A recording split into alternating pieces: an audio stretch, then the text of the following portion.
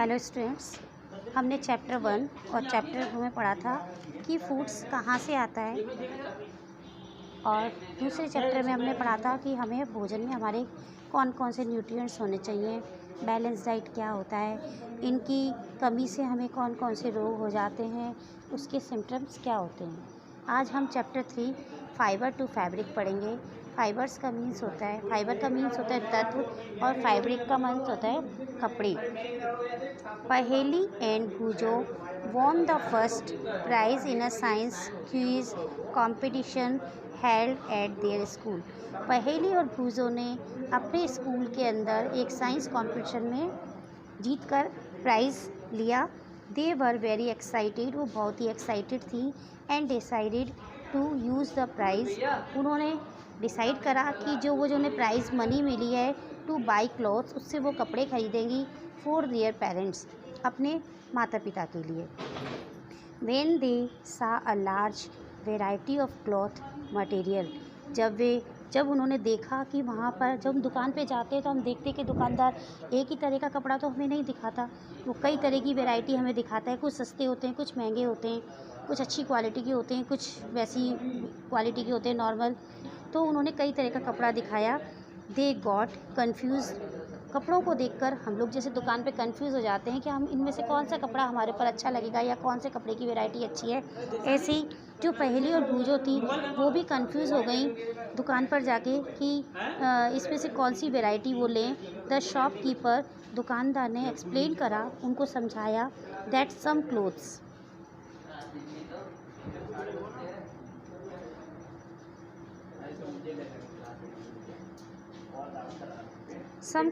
और fabric were cotton and some were synthetic. दुकानदार ने उन्हें समझाया कि इसमें से कुछ कपड़े तो कॉटन के हैं और कुछ सिंथेटिक्स हैं। ही आल्सो हैड वुलन मफलर, उसने कहा कि इसमें मफलर, जो गर्म मफलर होते हैं, ऊनी and shawl. There were many silk saris as well, और जो वहाँ पे जो सिल्क की साड़ियाँ भी होती हैं वो भी बहुत अच्छी थी। पहेली एंड भूजो फेल्ट वेरी एक्साइटेड, पहेली और भूजो बहुत ही एक्साइटेड थी। दे टच, उन्होंने छू छू के देखा, and felt these different fabric, उन्होंने प्रत्येक कपड़े को, अलग अलग तरह के कपड़ों को छू छू के देखा। जैसे हम दुकान पे जाते तो हर कपड़े को टच करके देखते हैं कि ये कितना सॉफ्ट है, मुलायम है। फाइनली, अंत में, they bought a woollen muffler, last में उन्होंने एक गरम muffler and a cotton sari, और एक कॉटन की साड़ी, सूती साड़ी खरीद ली। After these visited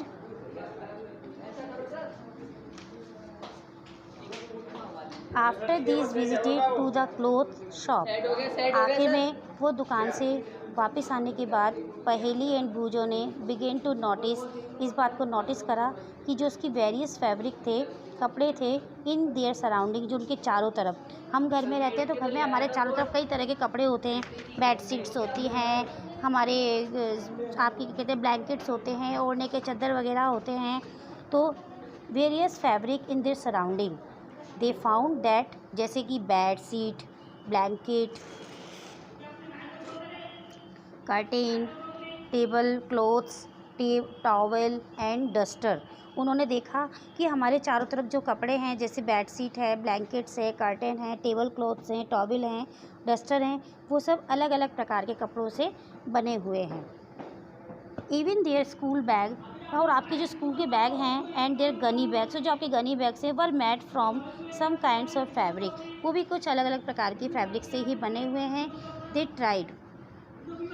tried to identify, फिर उन्होंने पहचानने की कोशिश करी दिस फैब्रिक्स, इन कपड़ों को, एज कि ये कॉटन के हैं, वूल के हैं, सिल्क के हैं या सिंथेटिक्स के हैं। Can you also identify some fabrics, क्या आप इस प्रकार कपड़ों को पहचान सकते हैं। Variety in fabrics. Activity 1, visit a nearby tailoring shop, collect cutting off fabric left over after stitching. एक किसी टेलर की दुकान पर जाइए और वहाँ पर जाके जो टेलर जो कपड़े सिलता है उसमें से जो कट पीस के जो छोटे छोटे कपड़े बच जाते हैं, उन कपड़ों को देखिए और उसको टच करके देखिए, फील करके देखिए कि ये जो कपड़ों के जो पीस हैं वो किस चीज़ के हैं, और यदि आपको इसको समझ में ना आए तो इसकी लेवल यदि आपको समझ में नहीं आए तो आप टेलर से हेल्प लीजिए। Now try to label some of the fabric as cotton, silk, wool और synthetics after asking for help from the tailor. और इस बारे में आप टेलर से भी हेल्प ले सकते हैं। Do you wonder what these different fabric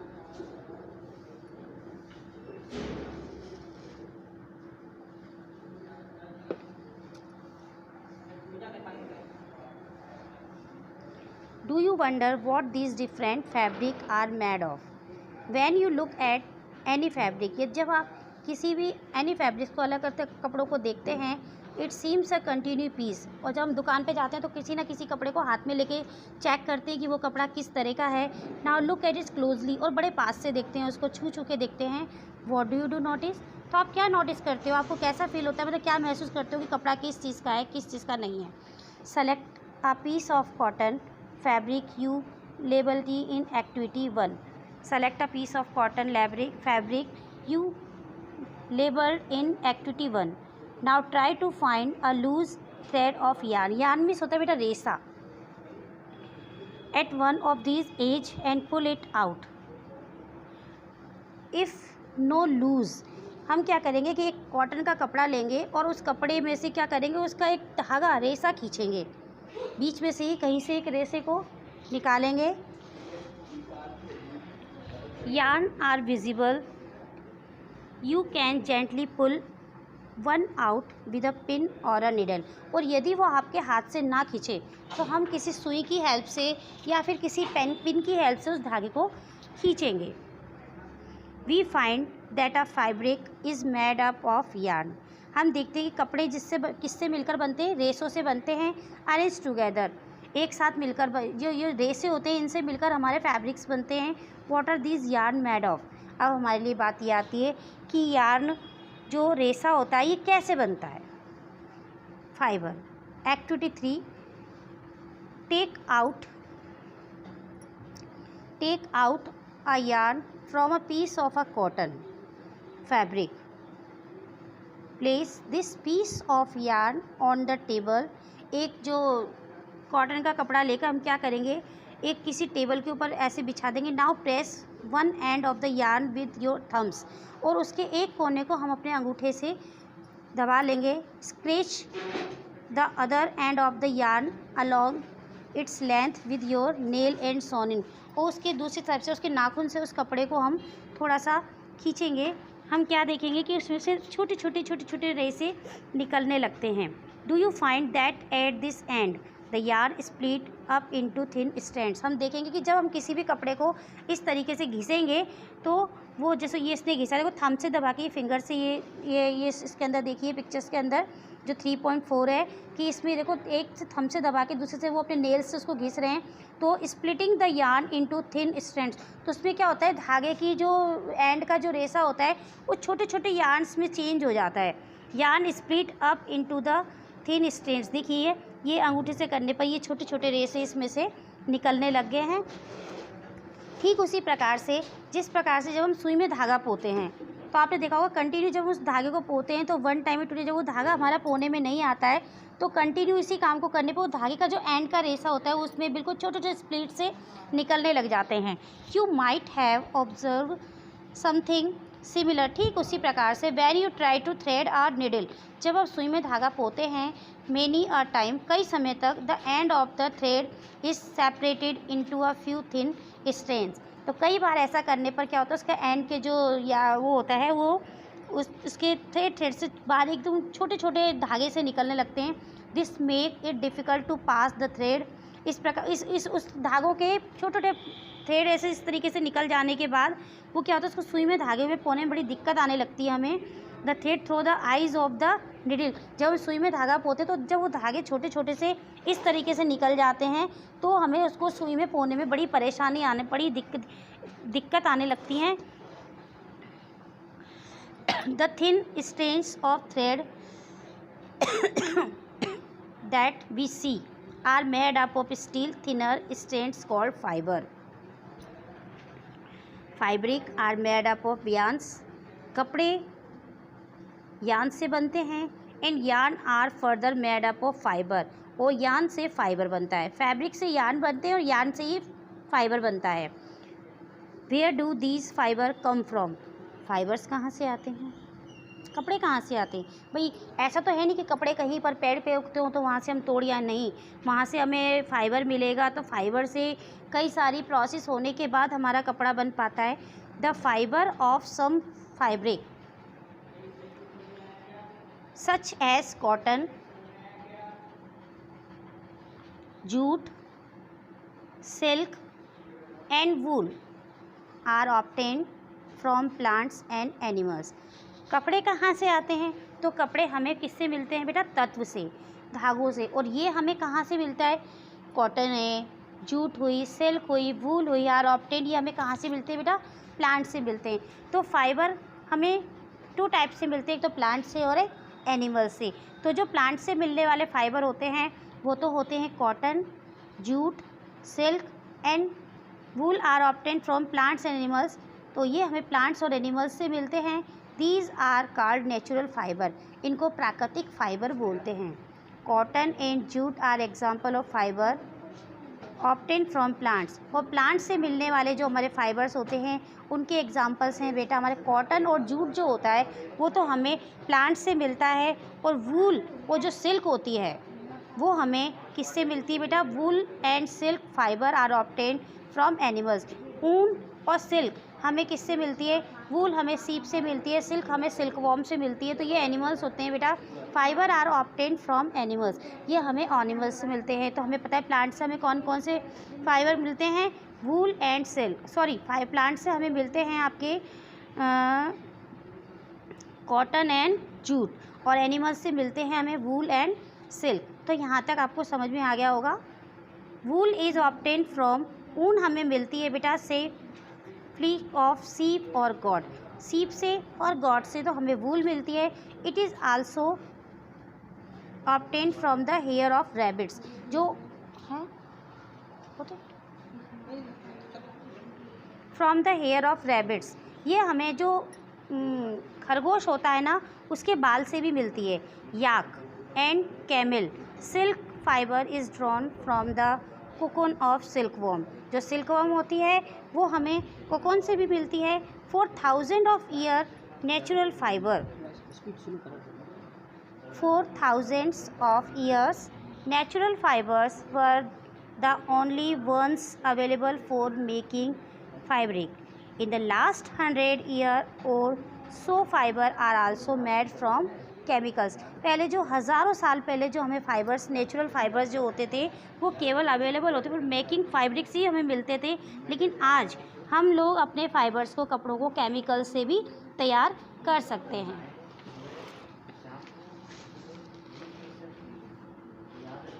Substance which are not obtained from plants or animals sources, which are not obtained from plants or animal sources, these are called synthetic fiber.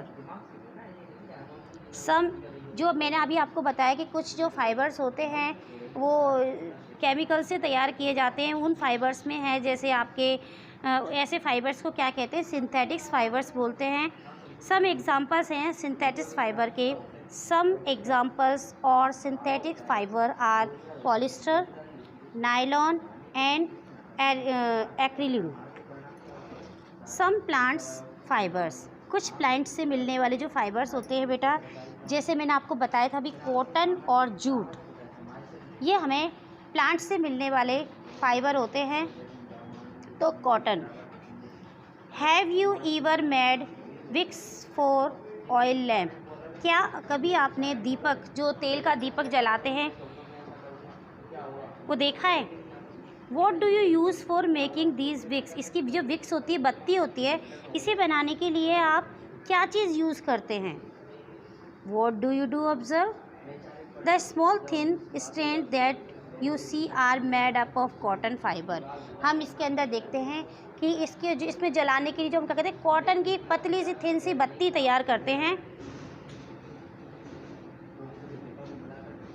This cotton wool is also used for, ये जो cotton होती है इसको हम filling mattress, quilts and pillow में भी हम use करते हैं।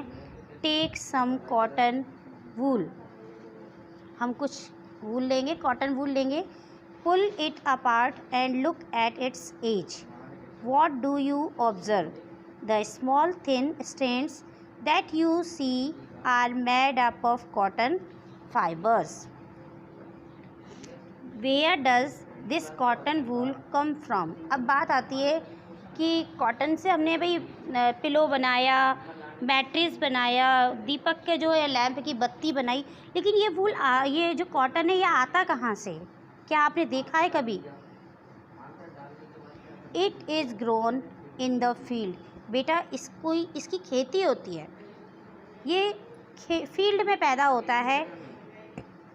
Cotton plants are usually grown at place having black soil and warm climates.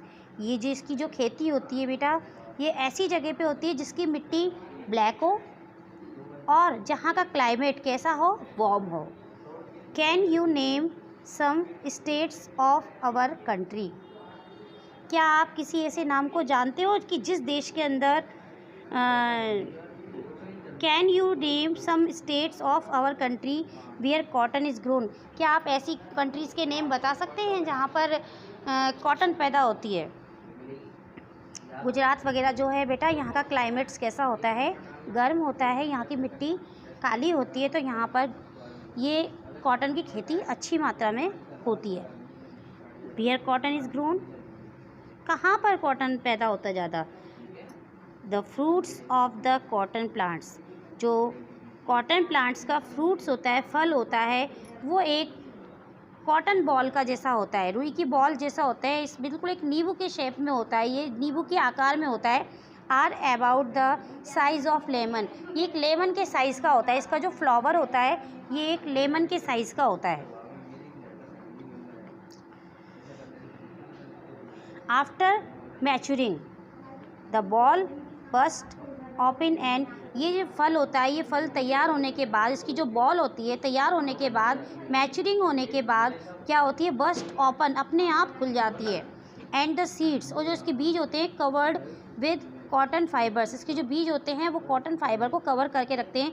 Can be seen, हम देख सकते हैं। हैव यू ईवर, देखिए ये नीचे फील्ड ऑफ कॉटन प्लांट्स, देखिए ऐसा लग रहा है जैसे तो कोई यहाँ पर किसी ने स्नो बिखेर दी हो, स्नो फैली हुई हो यहाँ पे चारों तरफ। इस तरीके से जब ये आपकी क्या कहते हैं मैच्योरिंग हो गई है, तो इसका जो वो है ये ओपनिंग हो गया है, और रुई देखो इसमें से कैसे इसके फ्लावर्स में से बाहर आ गई है। Seen a cotton field that is ready for picking, ये जो पिकिंग होने के बाद ये जो होती है कॉटन फील्ड होती है, ये रेडी हो जाता है। It look like a field covered with snow, और इसको देखने में ऐसा लगता है जैसे इस फील्ड को बर्फ़ ने कवर्ड कर लिया हो, बर्फ़ से ढक लिया हो। फ्रॉम दिस बॉल, ये जो बॉल से क्या होता है? Cotton is usually picked up by hands. Fibres are thin separated from the seeds by combing, combing होती है बेटा कंघी करना। जब हमारे बाल उलझ जाते हैं तो हम क्या करते हैं? अपने बालों को कंघों से सुलझाते हैं। ठीक उसी प्रकार से जो रुई का फ्लावर, जो रुई की बॉल होती है, उसके अंदर सीड्स कवर होते हैं, तो उनको सुलझाने के लिए, गिनिंग करने के लिए, this process is called ginning. Ginning करने के लिए, रुई को साफ़ करने के लिए of cotton, ginning was traditionally done by hand. These day machines are also use by ginning, वो मशीन्स कंघे जैसे से उसको गिनिंग करा जाता है, लेकिन आजकल तो मशीन के द्वारा भी कॉटन को हम गिनिंग कर सकते हैं। ये देखिए इस पिक्चर्स के अंदर गिनिंग ऑफ कॉटन, कॉटन को गिनिंग करा जा रहा है। ये कंघे का आकार की एक शेप है जो जिससे ये रुई को सुलझाया जा रहा है, इसमें से बीज को अलग किया जा रहा है। जूट, ये आपका प्लांट्स से के जो फाइबर्स होते हैं, कॉटन और जूट, ये हमें प्लांट से मिलते हैं। हमने कॉटन के बारे में देखा, अब हम फाइबर्स के बारे में, जूट के बारे में देखेंगे। Jute fibre is obtained from the stem of the jute, jute fibre जो होता है वो हमें जूट का प्लांट का जो होता है उसकी स्टेम से मिलता है। It is cultivate during the rainy season, ये बारिश के दिनों में ही कल्टीवेट हो गया 22 है भी ठीक है। मैंने कितनी तैयारी करी थी इसके लिए पता है आपको। ये चैप्टर मुझे सबसे टर्न लगा था, पर मुझे अपने ऊपर कॉन्फिडेंस है कि अगर मैं चाहूँ तो कुछ भी कर सकती हूँ। खेती वाला चैप्टर है, जूट, कॉटन, कपास। चलो एक जो हमारे पास अरे रुको लाली रुको।